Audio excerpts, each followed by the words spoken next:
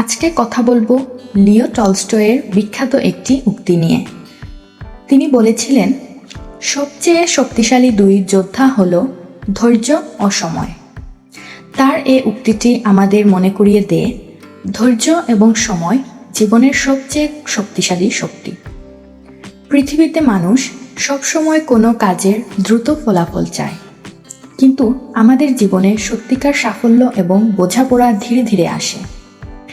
তার এই কালজয়ী উক্তিটি দ্বারা আমরা বুঝতে পারি, ধৈর্য স্বচ্ছতা নিয়ে আসে এবং সময় স্বাভাবিকভাবে অনেক চ্যালেঞ্জের সমাধান করে, এবং তারা প্রমাণ করে যে আমাদের প্রতিটি যুদ্ধের জন্য পদক্ষেপের প্রয়োজন হয় না।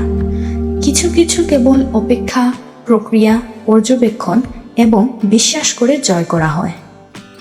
জীবনের কিছু সর্বশ্রেষ্ঠ বিজয় উচ্চস্বরে বা তাৎক্ষণিক আসে না, সময়ের সাথে সাথে তা নিঃশব্দে ঘটে। লিও টলস্টয়ের এই উক্তিটি আমাদেরকে এটা জানিয়ে দেয় যে সত্যিকারের শক্তি সবসময় কর্মের উপর নির্ভর করে না, বরং সহনশীলতার উপর নির্ভর করে। এই উক্তিতে প্রথম নজরে যোদ্ধা বলতে যুদ্ধক্ষেত্রের অস্ত্র এবং শারীরিক শক্তির ধারণা মনে হতে পারে, কিন্তু টলস্টয় সেই ছবিকে সম্পূর্ণভাবে তলোয়ার বা ঢালের পরিবর্তে বদলে দিয়েছেন। তিনি ধৈর্য এবং সময়কে প্রকৃত শক্তি হিসেবে উপস্থাপন করেন, যার দ্বারা ফলাফল আসে।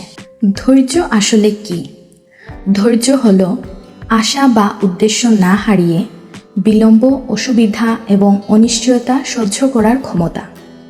অন্যদিকে সময় হল প্রাকৃতিক অগ্রগতি, যা সত্য প্রকাশ করে, ক্ষত নিরাময় করে এবং পরিস্থিতির পরিবর্তন ঘটায়।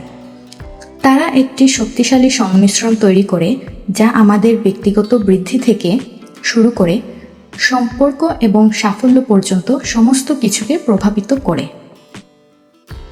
ধৈর্য কেন আমাদের উপলব্ধির চেয়ে বেশি গুরুত্বপূর্ণ?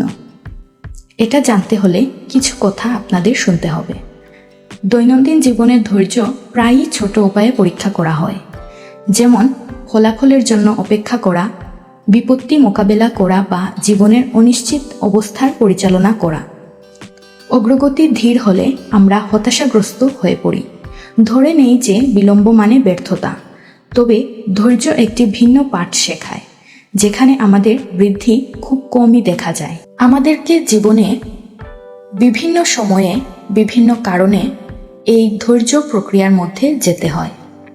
যেমন যখন আমরা একটি নতুন দক্ষতা শেখার প্রয়োজন মনে করি, বা একটি পেশায় উন্নত হওয়ার প্রয়োজন হয়, বা আমাদের কোনো মানসিক নিরাময়ের প্রয়োজন হয়, তখন আমরা ধৈর্যের উপস্থিতি টের পাই। ধৈর্য আমাদেরকে আবেগীয় সিদ্ধান্ত গ্রহণে বাধা দেয়, এমনকি আমাদের সামঞ্জস্যপূর্ণ থাকতে সাহায্য করে। বাইরে থেকে মানুষের অর্জনকে সহজ মনে হলেও এই সাফল্য আসে এক লম্বা সময়ের ফলাফলে। লিও টলস্টয়ের উক্তিতে অপর আরেকটি শক্তির নাম হচ্ছে সময়, যা নীরব শক্তি হিসেবে পরিচিত।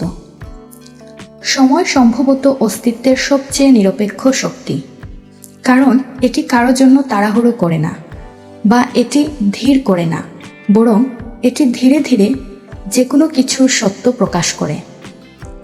আমাদের জীবনের যা সমস্যাগুলি আজ অপ্রতিরোধ্য বলে মনে হয়, প্রায়শই সময়ের সাথে সাথে তাদের তীব্রতা হারাতে থাকে।